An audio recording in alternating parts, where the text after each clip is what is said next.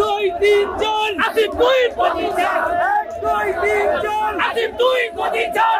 আসিফ সাহেব ক্ষমতার যদি এত রূপ থাকে পদত্যাগ করে আসেন, বুঝিয়ে দেব কত দামে কত চাল। আপনারা জানেন 5ই আগস্টে সারা বাংলাদেশ ফ্যাসিস্ট মুক্ত হয়েছে, কিন্তু মুরাদনগরে নব্য ফ্যাসিস্টের আগমন ঘটেছে।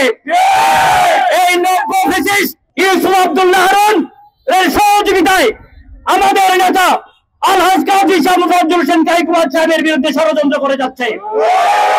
আপনারা জানেন ইউসুফ আব্দুল্লাহ হারুন ফ্যাসিস্ট হাসিনার সহায়তায় আলহাজ কাজী শাহ মুফাজ্জল হোসেন কাইকুয়াত সাহেবকে 21 আগস্টের মামলায় জড়িয়েছিল, রাষ্ট্রীয় ষড়যন্ত্রের মাধ্যমে সাজা দিয়েছিল।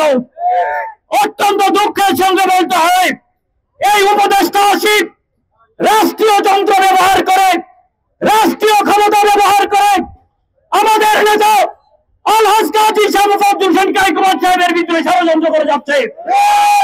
আমরা দেখলাম একটা বেসরকারি টেলিভিশনে উদ্ভট বক্তব্য দিয়েছে। পরিষ্কার ভাষায় বলতে চাই, আপনি উপদেষ্টা হওয়ার পর থেকে আসিফ সাহেব কুমিল্লার এসপি পরিবর্তন করেছেন।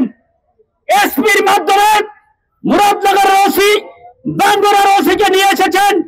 এই ওসিরা আমাদের কর্মীদের বিরুদ্ধে নানা ষড়যন্ত্র করে যাচ্ছে।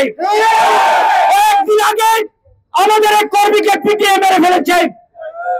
আজকে আরো বলতে চাই, মুরাদনগরের উপজেলা ইঞ্জিনিয়ার আসিফ মাহমুদের প্রচার করে যাচ্ছে।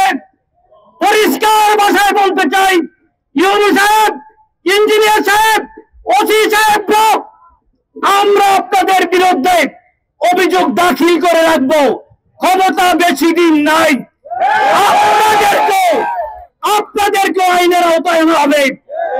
আসিফ সাহেব ক্ষমতার যদি এত রূপ থাকে পদত্যাগ করে আসেন, বুঝিয়ে দেব কত দামে কত চাল। রাজনীতি কাকে বলে আমরা আপনাকে বুঝিয়ে দেব। কাইকুয়াত সাহেবের বিরুদ্ধে কথা বলেন, কাইকুয়াত সাহেবের একজন কর্মীর বিরুদ্ধে লড়ার সাহস আপনি রাখেন না।